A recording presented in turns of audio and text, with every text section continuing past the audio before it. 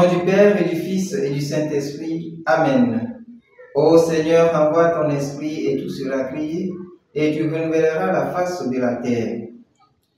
Évangile de Jésus-Christ selon saint Marc, chapitre 10, versets 32 à 45.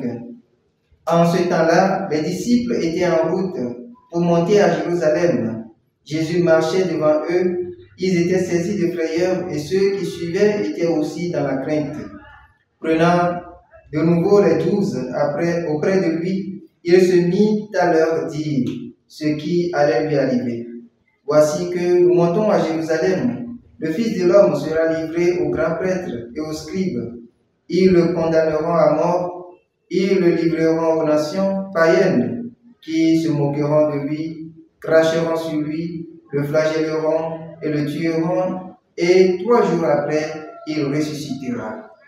Alors Jacques et Jean, les fils de Zébédée, s'approchent de Jésus et lui disent, « Maître, ce que nous allons te demander, nous voudrions que tu le fasses pour nous. » Il leur dit, « Que voulez-vous que je fasse pour vous ?»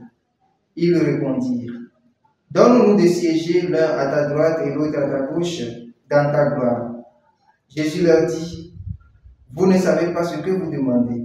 Pouvez-vous boire la coupe que je vais boire, être baptisé du baptême dans lequel je vais être plongé? » Ils lui dirent, « Nous le pouvons. » Jésus leur dit, « La coupe que je vais boire, vous la boirez, et vous serez baptisés du baptême dans lequel je vais être plongé. Quant à siéger à ma droite ou à ma gauche, ce n'est pas à moi de l'accorder, il y a ceux pour qui cela est préparé. » Les 10 autres qui avaient entendu se mirent à s'indigner contre Jacques et Jean. Jésus les appela et leur dit, « Vous le savez, ceux que l'on regarde comme chefs des nations, les commandent à maître, les grands leur font sentir leur pouvoir. Parmi vous, il ne doit pas en être ainsi. Celui qui veut devenir grand parmi vous sera votre serviteur. Celui qui veut être parmi vous le premier sera l'esclave de tous. Car le Fils de l'homme n'est pas venu pour être servi, mais pour servir et donner sa vie en rançon pour la multitude. » Acclamons la parole de Dieu. Louange à toi, Seigneur Jésus. Chers frères et sœurs, aujourd'hui, mercredi 29 mai, les textes de la liturgie de ce jour nous font comprendre que l'abaissement et le service sont au cœur de la gloire de Dieu, gloire dont nous bénéficions par notre vie d'enfants de Dieu. Dans l'évangile de ce jour, Jésus annonce sa passion et par la suite, les fils de Zébédée, Jacques et Jean, demandent à siéger l'un à sa droite, l'autre à sa gauche dans le royaume. Chers frères et sœurs, un mot qui retient mon attention dans cet évangile, c'est le mot gloire, en grec doxa, en hébreu kavod, en latin gloria.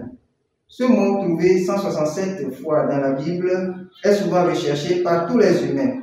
Mais lorsque la gloire est obtenue au prix d'un sacrifice, il conduit à une satisfaction intérieure qui ne finit pas. Mais lorsqu'il est obtenu sans effort, il conduit à la destruction de l'âme.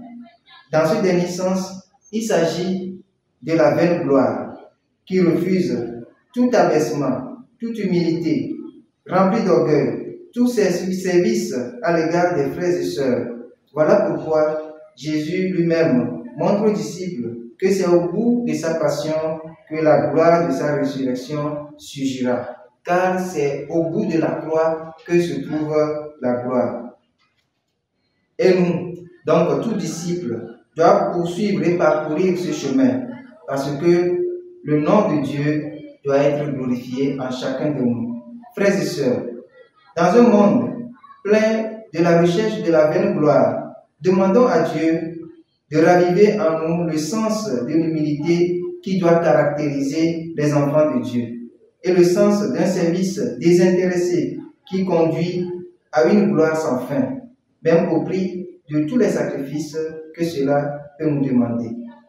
Car c'est au bout de la souffrance que bien évidemment se trouve la gloire. Qu'il en soit ainsi maintenant et pour les siècles des siècles. Amen. Le Seigneur soit avec vous. Que Dieu Tout-Puissant vous bénisse, le Père, le Fils et le Saint-Esprit. Amen.